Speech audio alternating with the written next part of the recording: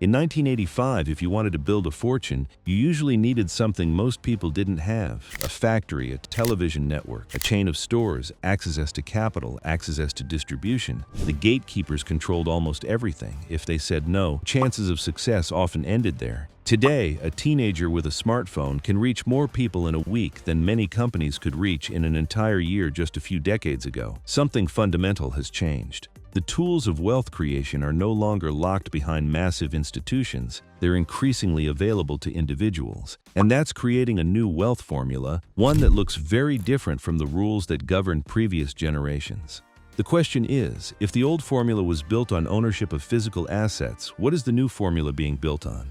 For most of modern history, building significant wealth required control over something scarce: a factory, a newspaper, a television station, a retail chain, a distribution network. These assets were expensive to build and difficult to access. That was precisely what made them valuable.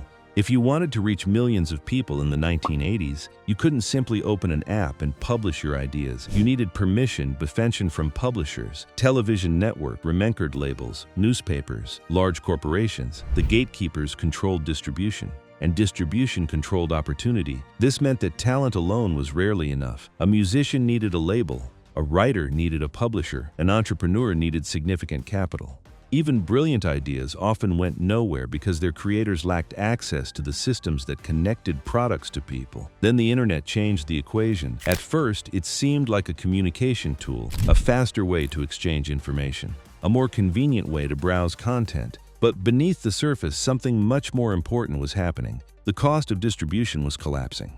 For the first time in history, individuals could reach global audiences without owning traditional infrastructure. A single website could compete with established media companies. A creator could build an audience without a television network. A small online business could sell products worldwide without opening physical stores. The gatekeepers were losing their grip, and whenever access becomes more democratic, wealth creation changes. This shift created an entirely new kind of asset. Not land, not factories, not machinery. Attention. Think about the most valuable companies of the digital era. Google captures attention through search. Meta captures attention through social platforms. Netflix captures attention through entertainment.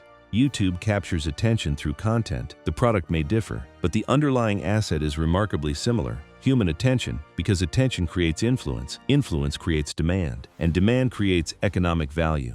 This is why some of today's most successful entrepreneurs and creators spend so much time building audiences. They're not merely collecting followers, they're building digital asset. An engaged audience can support businesses, products, services, communities, and brands. It can generate opportunities that would have been impossible in previous generations. And unlike traditional assets, digital audiences can often be built with very little upfront capital. This represents one of the biggest economic shifts of the last century. Historically, capital was often the primary barrier to entry. Today, attention is increasingly becoming the scarce resource. Everyone can publish, everyone can create, everyone can compete, but not everyone can capture attention, and that's what makes it valuable. Yet this is where many people misunderstand the digital economy. They see creators making videos, entrepreneurs posting online, individuals building personal brands, and they assume the content itself is the asset. In many cases, it isn't. The audience is, the trust is, the relationship is. Those are the things that create lasting value.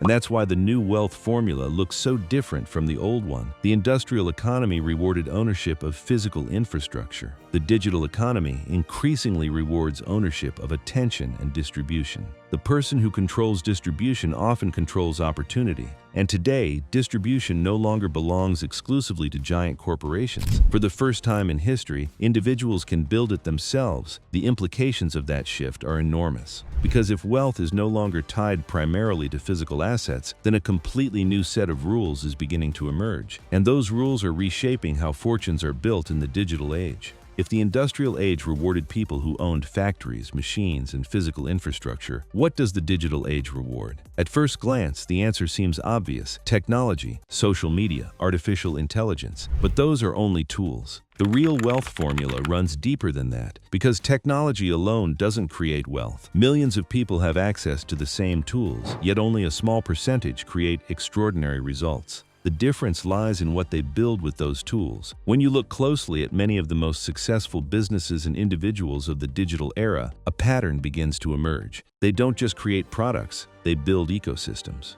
A creator builds an audience. That audience creates trust. Trust creates attention. Attention creates opportunities. And opportunities can be converted into businesses, partnerships, product, investments, and entirely new ventures. The process becomes self-reinforcing. Each success makes the next one easier. This is one reason digital wealth often appears to grow so quickly. People see the breakthrough. They don't see the years spent building the foundation. The videos that attracted no views, the posts nobody shared, the products that failed, the countless experiments that taught valuable lessons. What looks like overnight success is often the result of years of invisible work. But there's another reason the new wealth formula is so powerful. Digital assets can scale in ways that physical assets often cannot. A physical store serves one location. A digital platform can serve the entire world. A traditional business may require significant expansion costs. A digital product can often be delivered millions of times at almost no additional cost. This changes the economics completely. For most of history, growth required proportional increases in resources. More customers meant more buildings, more employees, more inventory, more complexity. Today, many digital businesses can grow exponentially without expanding in the same way. That's a fundamental shift, and it explains why some of the world's most valuable companies were built in remarkably short periods of time. But perhaps the most important element of the new wealth formula isn't technology, it's adaptability. Because the digital world changes constantly, but plavas rise and fall, trends come and go, technologies evolve, strategies that worked yesterday can become irrelevant tomorrow. The people who thrive are rarely those who cling to a single method. They're the ones who continuously learn, experiment, and adapt. They understand that the real asset isn't a platform, it isn't a tool, it isn't even an audience. The real asset is the ability to create value regardless of how the environment changes. And that's a powerful advantage, because while technologies will evolve, the ability to attract attention, build trust, solve problems, and adapt to change will remain valuable in almost any future. The old wealth formula was built on ownership of physical assets and access to gatekeepers. The new wealth formula is increasingly built on attention, trust, distribution, and digital ownership. For the first time in history, individuals can reach global audiences, build businesses, and create opportunities without needing permission from traditional institutions. That doesn't mean wealth has become easy. Far from it. Competition is greater than ever. Attention is scarce. And success still requires patience, skill, and persistence. But the rules have changed. The barriers that once limited opportunity are lower than they've ever been. And those who understand the new rules early may find themselves participating in one of the greatest wealth creation shifts of the modern era.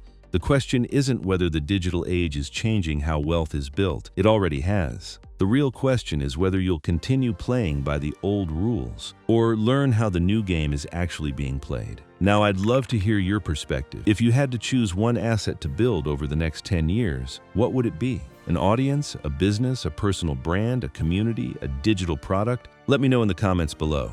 And if you enjoy exploring the hidden forces shaping wealth, technology, business, and the future, subscribe and join us for the next deep dive. Because the biggest opportunities often appear long before most people realize they're there.